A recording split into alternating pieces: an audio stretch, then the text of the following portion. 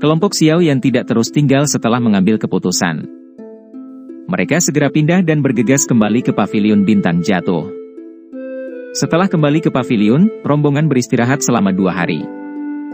Informasi yang berkaitan dengan pohon kuno Bodhisattva mulai menyebar ke seluruh dataran tengah dengan kecepatan seperti badai yang menakutkan selama 2 hari ini. Dengan nama yang sederhana, pohon kuno Bodhisattva, seluruh dataran tengah tidak diragukan lagi telah berubah menjadi berantakan saat ini. Bahkan iblis tua yang hidup dalam pengasingan telah muncul karena berita yang mengguncang bumi ini. Meskipun wilayah tanah gurun kuno cukup berbahaya, bahayanya hanya ada karena tidak cukup daya pikat. Kali ini, daya pikat pohon kuno Bodhisattva adalah sesuatu yang tidak bisa ditolak oleh siapapun. Karenanya, yang disebut tanah terlarang ini tidak lagi menghalangi siapapun. Kelas Dousheng mewakili level puncak di seluruh benua. Sejumlah orang yang tak terhitung jumlahnya telah berjuang sepanjang hidup mereka untuk mencapai level legendaris ini. Selama ada hal sekecil apapun yang dapat meningkatkan peluang mereka mencapai level itu, semua orang akan menerkam tanpa ragu-ragu. Bahkan jika mereka adalah ngengat yang menerkam api, tidak satu pun dari mereka akan ragu-ragu sedikit pun. Jelas, kemunculan pohon kuno Bodhisattva menimbulkan badai besar di dataran tengah. Sementara berbagai faksi di seluruh dataran tengah mengalami keributan besar, Xiao Yan, yang telah beristirahat selama 2 hari, berangsur-angsur pulih. Namun, dia tidak pergi. Sebaliknya, dia menemukan kamar terpencil dan melakukan retret. Setelah mendengar kata-kata Yao Lao, hati Xiao Yan dengan jujur mulai melihat api teratai pemurnian iblis dengan serius. Dia jelas menyadari bahwa Yao Lao tidak akan berbohong padanya, dan pengalaman Yao Lao jauh dari apa yang bisa dia bandingkan. Karena Yao Lao telah mengucapkan kata-kata seperti itu, Yao Lao pasti tidak akan mengizinkannya menyentuh api teratai pemurnian iblis kecuali dia mencapai kelas Dousheng. Kalau begitu, dia hanya bisa mulai berkonsentrasi pada tujuan berikutnya, pohon kuno Bodhisattva yang akan muncul. Jika dia ingin mencapai kelas Dousheng dalam waktu 3 tahun, dia perlu meminjam kekuatan hati Bodhisattva. Jika tidak mungkin untuk maju tepat waktu. Waktu adalah sesuatu yang Xiao Yan sadari setelah memikirkan tentang pelatihan di makam surgawi saat itu. Energi di tempat itu beberapa kali lebih padat daripada di dunia luar. Xiao Yan mungkin telah berlatih 3 tahun di dalam makam surgawi, tetapi jika dia tidak memperoleh warisan leluhurnya, Xiao Xuan, mungkin tidak mungkin untuk mencapai levelnya saat ini dan orang akan merasa lebih sulit untuk berlatih nanti. Tahap kelas Douzun. Dia saat ini hanya di puncak bintang Douzun 8. Masih ada bintang ke-9 dan puncak bintang ke-9 di atasnya. Setelah mencapai puncak, dia masih perlu mengalami 9 perubahan untuk menerobos ke kelas Dousheng. Dengan banyak langkah ini, mustahil bagi orang biasa untuk menyelesaikan pelatihan dalam waktu 30 tahun, apalagi hanya dalam 3 tahun. Meskipun Xiao Yan memiliki bakat yang sangat hebat dan memiliki banyak bantuan pil obat, tidak mungkin baginya untuk mengurangi jumlah waktu ini 10 kali atau lebih. Oleh karena itu, dia perlu mengambil kesempatan ini untuk memasuki wilayah tanah gurun kuno dan mendapatkan hati Bodhisattva. Hanya dengan hati Bodhisattva kekuatannya akan melambung dalam waktu 3 tahun dan mencapai kelas Dousheng. Jika tidak, ketika api teratai pemurnian iblis muncul dalam waktu 3 tahun, dia hanya bisa menjadi pengamat yang menyaksikan api surgawi ini menjadi milik orang lain. Xiao Yan tidak bisa menahan hal seperti itu. Oleh karena itu, dia harus mendapatkan hati Bodhisattva. Selain itu, pohon kuno Bodhisattva dengan jelas telah menarik perhatian banyak faksi di dataran tengah.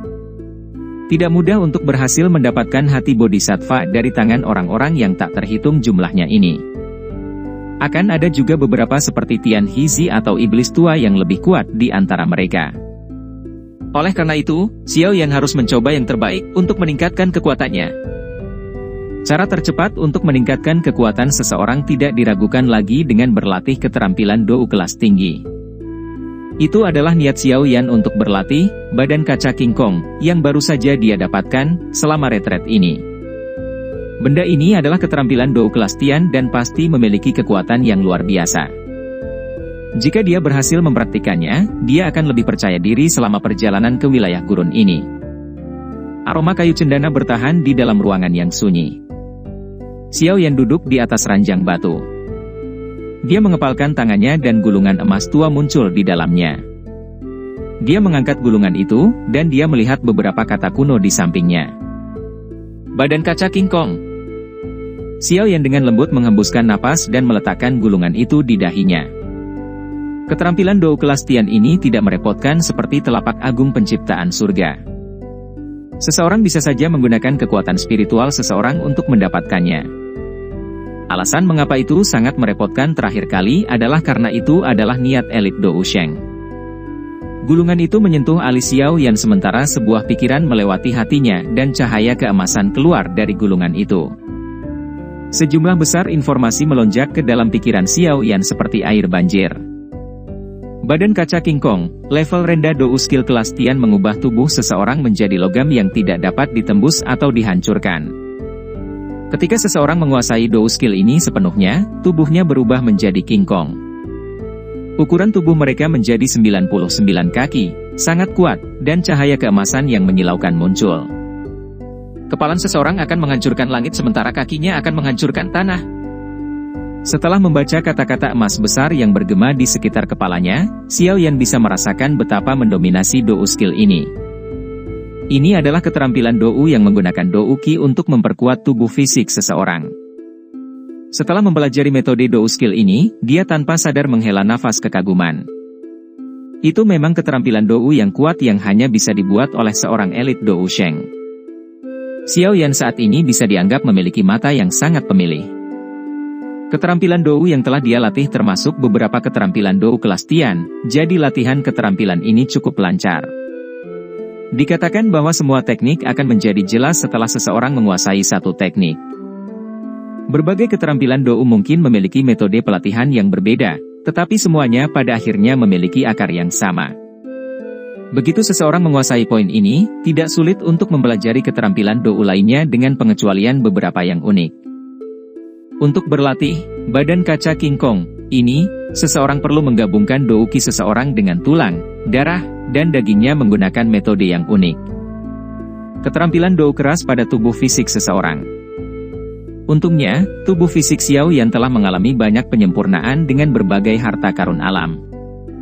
Meskipun dia tidak berani menyebut tubuhnya tidak terkalahkan, itu setidaknya mampu menahan persyaratan keras yang dibutuhkan untuk berlatih, badan kaca King Kong. Xiao Yan menghembuskan napas melalui mulutnya. Dia perlahan-lahan menutup matanya dan mulai mencoba mempraktikkan apa yang disebut badan kaca King Kong. Ini sesuai dengan metode yang terekam di gulungan. Retakan retak. Segera setelah Xiao Yan menutup matanya, cahaya keemasan keluar dari tubuhnya sebelum tiba-tiba membengkak sedikit. Bahkan ada suara retak tulang samar yang muncul. Pertumbuhan ini menjadi lebih cepat saat cahaya keemasan menjadi lebih padat. Dalam waktu kurang dari setengah menit, tubuh Xiao Yan telah menjadi 2 kali lipat ukurannya. Sekilas, dia tampak seperti raksasa kecil. Selain itu, kulit aslinya yang pucat telah diwarnai dengan warna keemasan gelap. Tubuh Xiao Yan membengkak menjadi 2 kali ukurannya sebelum berhenti menjadi lebih kuat.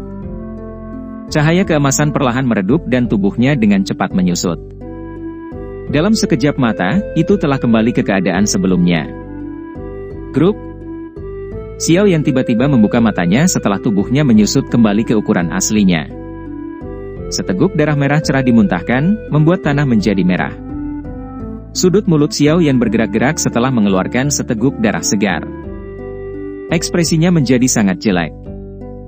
Gulungan sialan ini tidak menyebutkan bahwa mempraktikkan badan kaca King Kong ini membutuhkan seseorang untuk menahan rasa sakit yang hebat. Bayangkan tubuh seseorang tiba-tiba membengkak beberapa kali ukurannya, apa yang akan dirasakan tubuhnya? Kulitnya akan robek, ototnya akan putus, tulangnya akan hancur. Tidak heran ada persyaratan yang begitu keras untuk tubuh fisik seseorang. Jika itu adalah seseorang dengan konstitusi yang lebih lemah, gelombang pertama dari sebelumnya akan menyebabkan tubuh mereka pecah.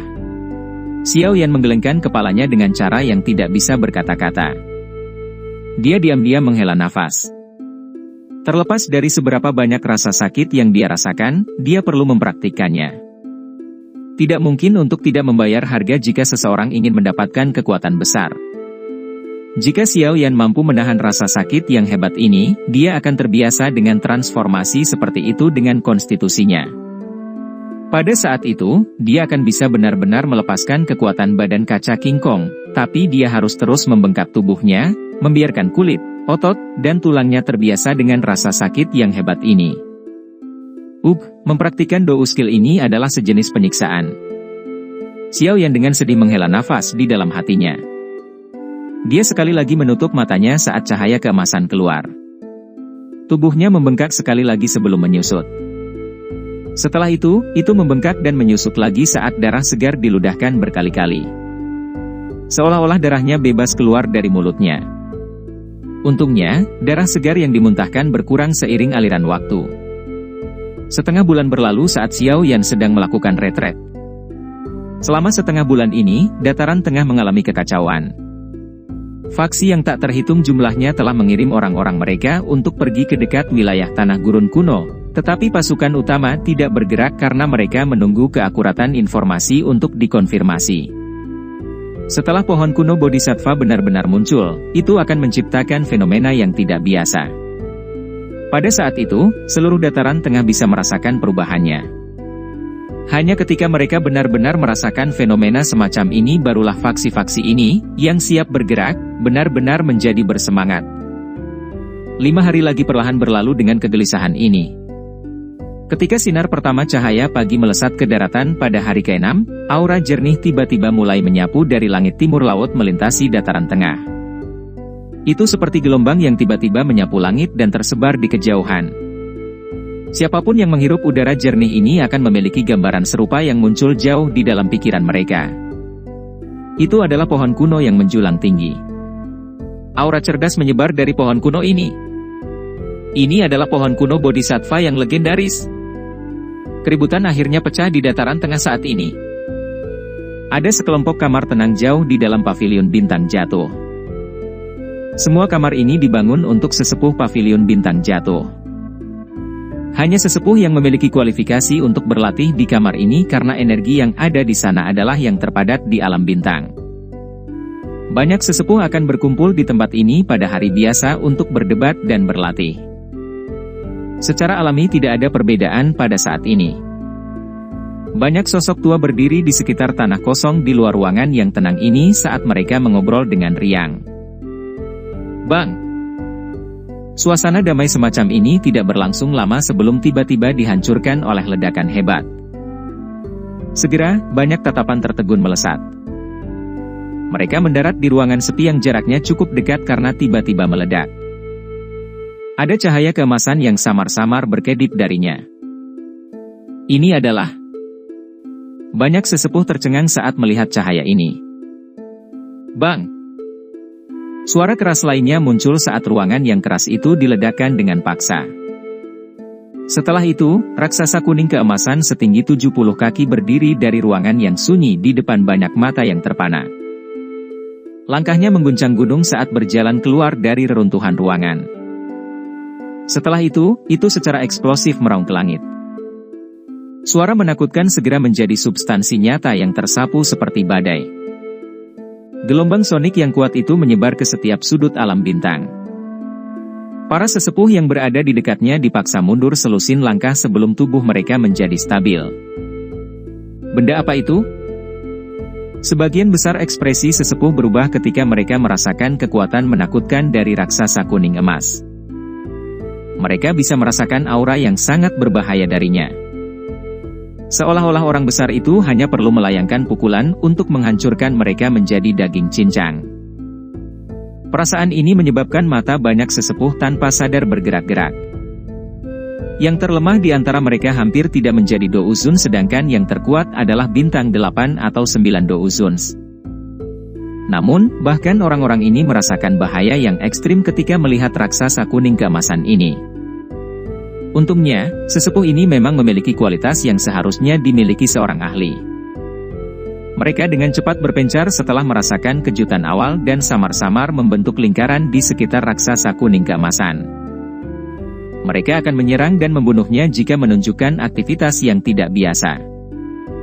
Haha, apakah ini badan kaca King Kong? Memang memiliki beberapa aspek unik. Sementara banyak sesepuh dengan sungguh-sungguh memperhatikan raksasa itu, beberapa sosok telah bergegas dari kejauhan. Mereka berhenti di udara. Mereka adalah Yao Lao, Cai Lin, dan dokter peri kecil, yang bergegas setelah mendengar keributan itu. Sesepuh itu buru-buru membungkuk dan menyapa Yao Lao saat dia muncul. Seorang penatua tanpa sadar bertanya, "Kepala pavilion, siapa ini?" "Haha, Xiao Yan," Yao Lao tersenyum dan menjawab. Para sesepuh segera terkejut setelah mendengar ini.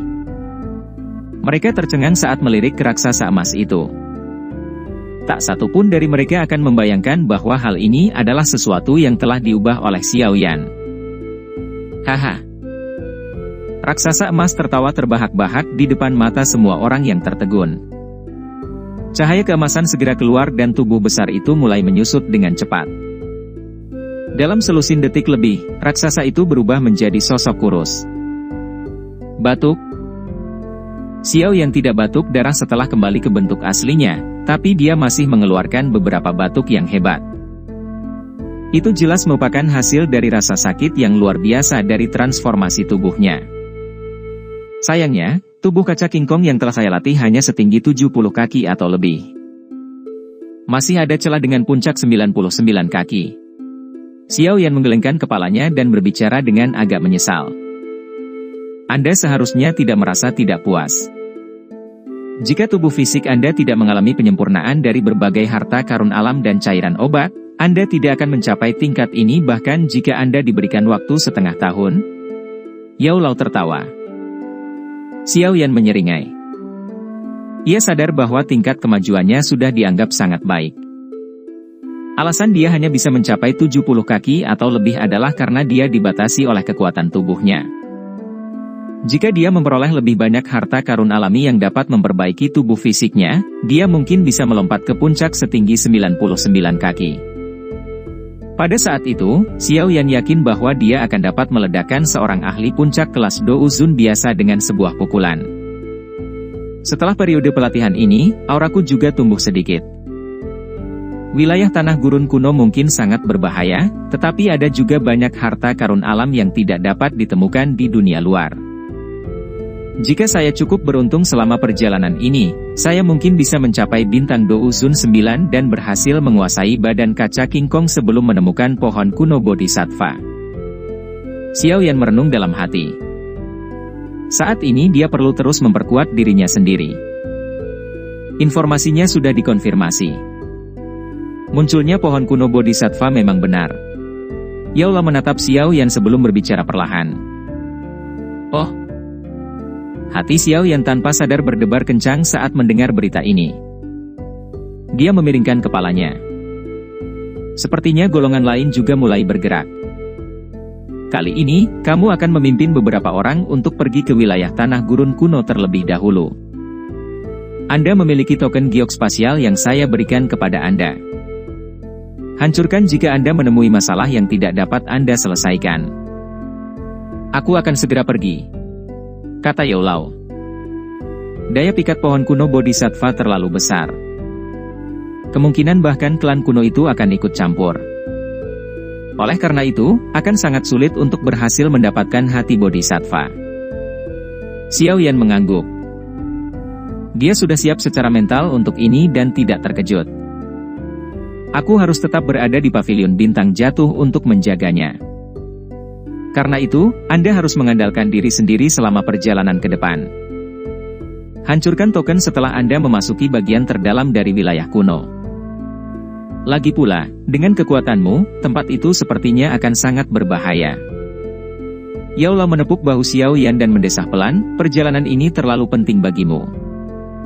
Lakukan yang terbaik. Kapan kita harus pergi? Xiao Yan bertanya dengan lembut. Secepatnya. Anda telah mengikuti retret selama setengah bulan. Banyak faksi telah memasuki wilayah tanah gurun kuno selama periode waktu ini. Jawab Yao Lao. Xiao Yan sedikit mengangguk. Setelah itu, dia perlahan menyatakan, kalau begitu kita akan bergerak sekarang. Xiao Yan selalu melakukan sesuatu dengan kecepatan tinggi. Dia tidak akan berhenti bahkan sesaat setelah mengambil keputusan. Dia segera pindah dan terbang ke timur laut. Kali ini, dia membawa 4 orang bersamanya. Orang-orang itu adalah Cai Lin, dokter peri kecil, King Lin dan seorang tetua, yang kekuatannya telah mencapai puncak kelas Do Uzun. Tian Huo Sunze saat ini sedang melakukan retret dan harus ditinggalkan. Kekuatan bertarung Cai Lin dan dokter peri kecil telah mencapai setara dengan bintang 8 Do Uzun.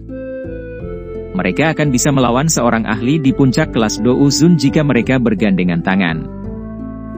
Karena memiliki murid bunga ular 3 giok hijau, King Lin juga mengendalikan kekuatan tempur yang sangat kuat. Selain itu, dia memiliki kekuatan misterius untuk mengendalikan magical beast berbentuk ular, jadi dia cukup penting untuk perjalanan ke gurun ini. Meskipun grup ini tidak besar, itu cukup kuat. Dengan begitu banyak dari mereka yang bergandengan tangan, segalanya tidak akan sulit kecuali mereka bertemu lawan yang terlalu menakutkan. Wilayah tanah gurun kuno terletak di bagian timur laut dataran tengah. Itu cukup jauh dari pavilion bintang jatuh. Meskipun kelompok Xiao Yan melakukan perjalanan paling cepat dan melewati beberapa lubang cacing di sepanjang jalan, butuh 6 hari sebelum mereka mencapai perbatasan bagian timur laut dataran tengah. Selama perjalanan ini, kelompok Xiao Yan menemukan lalu lintas manusia dari segala arah yang menuju ke arah yang sama dengan mereka. Tujuan orang-orang ini adalah wilayah tanah gurun kuno. Penemuan ini menyebabkan Xiao Yan mendesah pelan di dalam hatinya.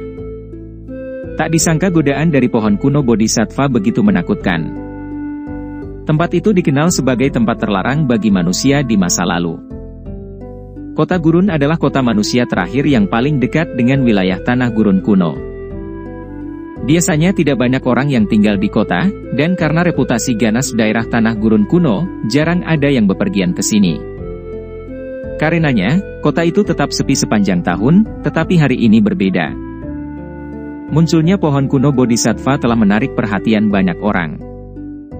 Kota terpencil ini telah berubah hidup dalam sekejap. Suara bising terdengar samar-samar dari jarak beberapa kilometer. Pemberhentian pertama kelompok Xiao Yan adalah kota kecil yang dikenal sebagai kota gurun. Mereka datang lebih lambat dari yang lain dan secara alami perlu mendapatkan beberapa informasi yang berkaitan dengan wilayah tanah gurun kuno. Jika tidak, nasib mereka kemungkinan besar akan sengsara jika mereka menyerang secara membabi buta. Oleh karena itu, Xiao Yan menempatkan kelompok dokter peri kecil setelah mencapai kota gurun sebelum keluar untuk mengumpulkan informasi. Dia hanya bersatu kembali dengan kelompok Cai Lin 2 jam kemudian. Bagaimana itu? Cai Lin tanpa sadar bertanya setelah melihat ekspresi Xiao Yan saat mereka bersatu kembali. Xiao Yan mendesah pelan. Jarinya mengusap dahinya saat dia berkata, menurut informasi yang telah saya kumpulkan, kelompok yang memasuki wilayah tanah gurun kuno sebelumnya semuanya telah mati. Bahkan ada beberapa ahli kelas Do Uzun di antara mereka. Ekspresi kelompok Cai Lin berubah setelah mendengar kata-kata Xiao Yan. Semua mati? Apakah wilayah tanah gurun kuno ini berbahaya? Apa yang harus kita lakukan? Dokter peri kecil mengerutkan alisnya dan bertanya. Beberapa ahli akan masuk besok. Kami akan mengikuti di belakang kelompok besar itu. Karena wilayah tanah gurun kuno ini disebut sebagai tanah terlarang manusia, ini jelas bukan tempat yang bagus. Kami akan mengikuti di belakang orang-orang itu dan mengamati situasinya. Jari Xiao Yan dengan lembut mengetuk meja. Wilayah tanah gurun kuno ini pasti misterius. Seseorang harus tetap tenang setiap saat untuk benar-benar memasuki wilayah terdalam. Kecerobohan apapun dapat mengakibatkan kehancuran total suatu kelompok. Harga ini adalah sesuatu yang tidak mampu dia beli. Karenanya, dia harus berhati-hati dengan semua yang dia lakukan.